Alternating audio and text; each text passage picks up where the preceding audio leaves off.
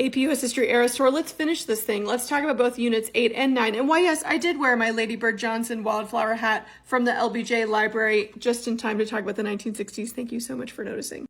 Unit 8, 1945 to 1980, is Evermore. This is the rise of the baby boom era, and in a lot of ways, this is a gold rush for the U.S. economy. We are coming out of World War II right on top. Now, a lot of us, like millennials like myself, are looking back going, oh, you just had these like champagne problems.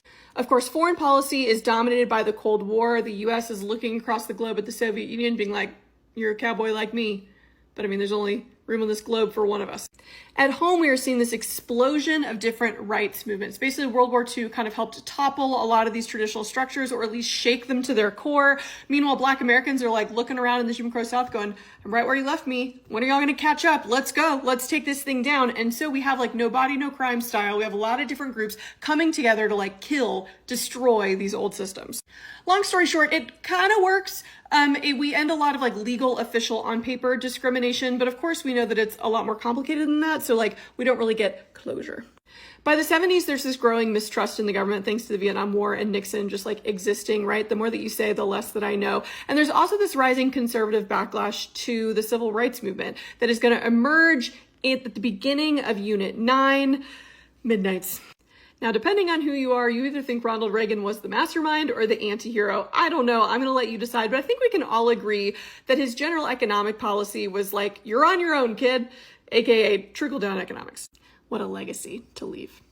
1990s is the era of Bejeweled. The Cold War is over. Best believe I can still make the whole place shimmer. The United States is like the sole global superpower. And man, it was great for a decade. With its roots in World War II and Stonewall and the HIV/AIDS crisis of the 1980s, the LGBTQ rights movement is finally emerging in this lavender haze of the 1990s.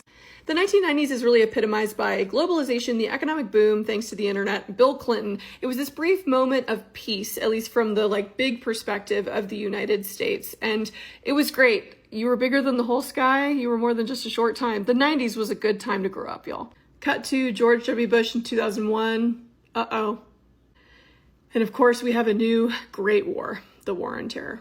Now, with this AP US History Eras Tour, that would mean that the Tortured Poets Department, I think appropriately, is the post-exam moment. Basically, after Friday, after you've taken your exam and you come into class and you try to sit back and figure out, what the hell did we just do for a year? Was that real? Did I just make that all up in my head? And yes, in this analogy, the AP US History exam and the College Board is Maddie Healy. Good luck, y'all.